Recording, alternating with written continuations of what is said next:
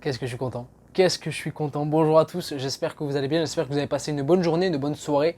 Si ce n'est pas le cas, espérons que cette vidéo vous fasse plaisir. En tout cas, je suis très content de vous retrouver aujourd'hui pour parler du premier épisode de la série Miss Marvel, une série que j'attendais de pied ferme. C'est pas le cas de tout le monde, on n'est pas sur la série qui excite le plus les foules pour plusieurs raisons. J'y reviendrai bien évidemment dans quelques jours sur une prochaine vidéo, ne vous inquiétez pas, mais on n'est pas sur la série qui excitait le plus de monde et la série s'est même fait déglinguer voilà, sur ces dernières semaines avant qu'elle sorte. Voilà, beaucoup de gens cataloguaient la série comme étant déjà d'entrée de jeu la pire série du MCU, la pire série de super-héros, la pire série de Disney+, etc. sans même avoir vu ne serait-ce que le premier épisode. On est habitué finalement le fait que beaucoup de gens jugent des programmes, séries ou films avant même d'avoir vu quelque chose voilà, autre que finalement des teasers ou des trailers, etc. Et d'ailleurs, depuis que l'épisode est sorti, beaucoup de gens sont surpris en bien d'ailleurs de cette série. Beaucoup de gens ont commencé à retourner leur veste du beau côté finalement et je suis très content. Bref, voilà, je pense que vous avez très bien compris, j'ai kiffé ce premier épisode et il est temps pour moi de passer directement à la critique un petit peu plus en détail. C'est parti, let's go. Je suis une super héroïne.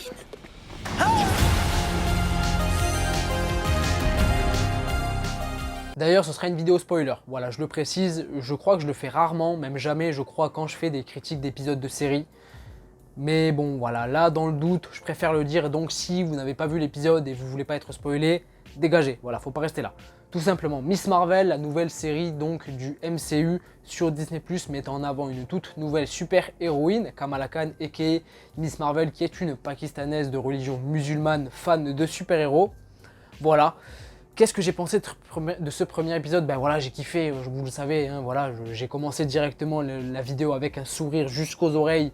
Évidemment que j'ai kiffé ce premier épisode et j'en suis très content. Il y a beaucoup de choses qui m'ont fait kiffer dans ce premier épisode, mais la chose que j'ai le plus appréciée, c'est Kamala Khan.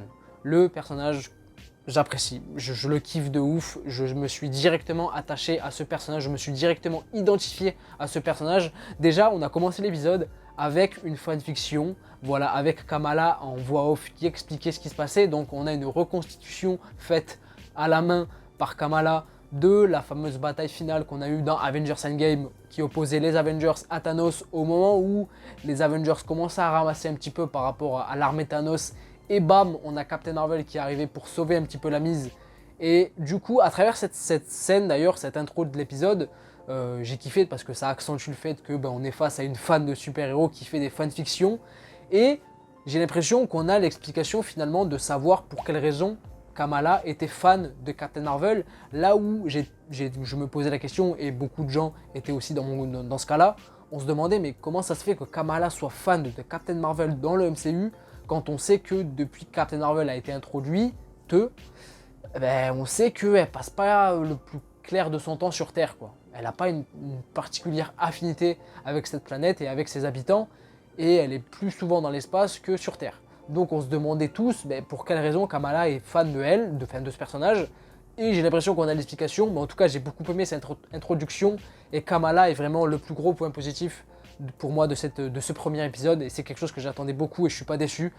J'adore ce personnage, je suis directement attaché à ce personnage pour plein de raisons. Déjà parce que je m'identifie clairement à elle. On est face à un personnage qui est fan de super-héros, qui fait donc des fanfictions, qui a une chaîne YouTube, qui fait des cosplays, qui a envie d'aller à des Avengers Con, etc. J'ai l'impression que c'est moi, en tout cas de manière personnelle, et je pense que je ne suis pas le seul dans ce cas-là aussi. Je m'identifie clairement à ce personnage par rapport à ça, et j'adore, parce que c'est nous. Mais l'avantage qu'elle a, c'est qu'elle est au sein d'un univers de super-héros où les super-héros existent réellement, ce qui n'est pas forcément notre cas dans la vie réelle, on va pas se mentir. Mais j'ai adoré ce point-là. Je m'attache énormément aussi au personnage et je m'y identifie aussi beaucoup parce que on a affaire à un personnage, et ça c'est ultra important pour elle, on a affaire à un personnage qui n'a pas confiance en elle. Elle a un gros problème de confiance en elle, elle ne s'apprécie pas en tant que personne.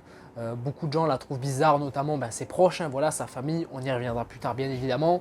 Elle n'apprécie pas son corps, elle n'apprécie pas le corps qu'elle a en tant que femme, etc. Enfin voilà, et ça c'est vraiment bien traité dans cet épisode-là, tout en étant assez subtil. Voilà, on a des scènes par exemple où on a Kamala qui se regarde dans le miroir et on comprend de par l'actrice, voilà, Iman Vellani qui joue très très bien l'aspect où ça se voit qu'elle n'a pas confiance en elle par rapport à son corps, elle n'aime pas son corps et c'est très très bien retranscrit. C'est pas, on force pas là-dessus, c'est pas appuyé, mais on le comprend et ça c'est très très cool. Donc j'ai beaucoup aimé cet aspect où on est face à un personnage qui n'a pas confiance en elle et je m'identifie grave à ça, je m'y attache beaucoup. Et par rapport à l'actrice aussi, et c'est pour ça que pour moi il y a une double identification finalement avec ce personnage, déjà d'un point de vue personnage et d'un point de vue écriture par rapport à ce que je viens de vous dire, mais aussi par rapport à l'actrice qui incarne le personnage, Iman Vellani. C'est un rôle qui a été, je crois, fait sur mesure pour elle, puisque Iman Vellani, tout comme son personnage, est une fan de super-héros, est une fan du MCU, de Marvel, de comics, dans la vraie vie, et ça se voit. D'ailleurs, je vous laisse aller voir toutes les interviews que Iman Vellani a pu faire pour la promo de la série. Ça se voit dans chaque interview qu'elle est fan absolument de Marvel, de super-héros, de comics. Elle a fait même, je crois, des commentaires sur chaque film du MCU à Kevin Feige. Elle se baladait tout le temps avec un comics, Miss Marvel, je crois, pendant le tournage de cette série. Enfin, on est vraiment... C'est Kamala dans la vraie vie. Et ça, déjà, ça doit être trop bien. Vous imaginez-vous être fan? Moi, ça doit être une dinguerie. Enfin, j'imagine même pas le bonheur et le plaisir que je devrais ressentir si un jour j'ai Kevin Feige qui m'appelle et qui me dit: oh frérot, ça te dit d'incarner le prochain Nova pour le MCU? Eh frérot, ça te dit d'incarner Miss Miles Morales prochainement là dans un prochain film Spider-Man? Ça te dirait toi d'être la prochaine Tornade au sein des X-Men ou la prochaine Jean Grey? Enfin, ça doit être excellent. Un pur bonheur, un rêve finalement qui se réalise en tant que fan de super-héros, de voir qu'on va interpréter un super-héros, une super-héroïne ultra importante dans une franchise que tu adores, que tu adules. Et ça se ressent très clairement et je pense qu'elle doit vivre un rêve et ça c'est trop trop bien. Et rien que pour ça, j'adore ce personnage directement d'entrée de jeu. Et c'est vraiment le plus gros point positif pour moi de ce premier épisode. On va continuer de parler de Kamala, mais on va se concentrer sur tout ce qu'il y a autour d'elle dans ce premier épisode. Sa famille, j'ai adoré toute la dynamique qui est mise en avant avec sa famille dans ce premier épisode. On y croit totalement, toutes les scènes avec le père, la mère, le grand frère sont toutes très touchantes, marrantes, authentiques. On y croit réellement et j'ai adoré en fait la dynamique qui est retranscrite à travers ça dans ce premier épisode. On y croit vraiment.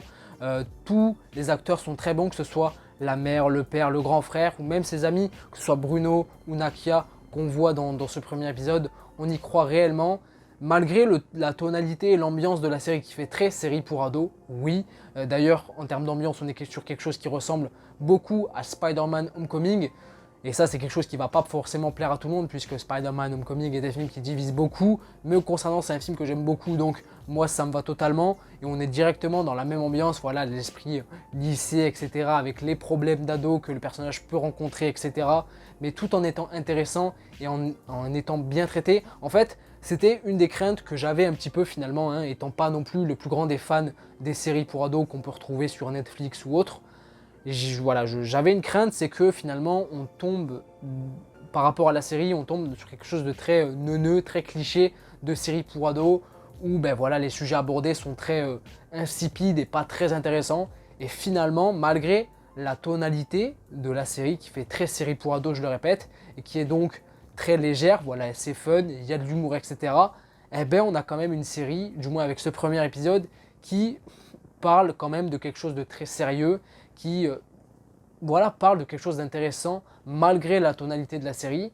Et ça, c'est très bien. Voilà, ça, c'est très bien. Et la scène, pour moi, qui illustre très bien le propos, c'est la scène dans l'épisode où on a Kamala qui est dans sa chambre en peignoir. À ce moment-là, on a sa mère qui rentre et qui lui dit: bon, d'accord, tu peux aller à cette fameuse AvengersCon, mais à une seule condition, que ton père vienne avec toi déguisé en Hulk. Et là, on a le père qui arrive dans la pièce, déguisé en incroyable Hulk, qui se comporte en mode et tout. D'ailleurs, qui fait plus incroyable Hulk que Hulk lui-même. Actuellement, ces dernières années dans le MCU, voilà, petite balle perdue à Professeur Hulk, ça fait pas de mal.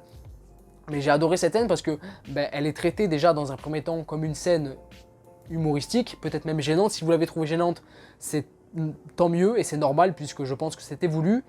Et directement, quand on a Kamala qui dit que non, parce que c'est la honte, etc., on bascule directement dans la même scène sur quelque chose de beaucoup plus dramatique, de beaucoup plus triste, sans être larmoyant, mais quand même, et j'ai en fait adoré la manière dont ça a été fait. Donc voilà, on est face à une série qui traite quand même, malgré la tonalité, malgré l'ambiance qui fait très série pour ados, que tout le monde ne va pas apprécier, c'est un fait, c'est normal, voilà, les goûts et les couleurs, ça se discute pas, mais qui parle et développe quand même des notions, des thématiques intéressantes vis-à-vis de Kamala, des thématiques sérieuses où voilà, elle n'a pas confiance en elle, ça se ressent, on la trouve bizarre, ça l'affecte, elle va se poser des questions sur elle-même, sur qui elle est vraiment, sur sa passion, le fait qu'on la trouve bizarre, que ce soit au sein de sa famille, mais aussi au lycée. Voilà, moi j'apprécie énormément cette série, c'était une de mes attentes que j'avais et je suis satisfait à ce niveau-là, vraiment. Un des gros points positifs que j'ai ressenti avec ce premier épisode, et c'est le point qui m'a surpris énormément parce que tous les points positifs que je vous ai énoncés depuis le début de la série, c'est des choses que j'attendais. Donc je suis pas vraiment surpris. J'ai kiffé, mais je suis pas surpris. Par contre, là où j'ai été surpris et de manière très positive, c'est d'un point de vue de la mise en scène, d'un point de vue de la réalisation. D'un point de vue de l'esthétisme, on est sur un épisode qui est très très bien réalisé et je m'y attendais pas. Franchement, l'épisode est réalisé entre autres par le duo de réalisateurs belges. Alors j'ai plus leur nom, je ne veux pas les écorcher, mais ce sont les réalisateurs qui ont réalisé Bad Boys 3 et qui se sont occupés du prochain film Bad Girl chez la distinguée concurrence. Et je trouve que franchement ils ont fait un taf incroyable parce que l'épisode est très très bien réalisé. Ça a de la gueule, ça dégage quelque chose. On a plusieurs effets de style qui sont faits, on joue avec le décor, il y a de la narration visuelle avec des néons de décors qui sont utilisés pour accentuer une conversation par SMS avec des smileys, etc. On a des incrustations qui sont faites, des animations qui vont être faites avec le décor, notamment avec des graffitis sur les murs qui vont être animés, etc. pour mettre en avant et mettre en scène ce qui se passe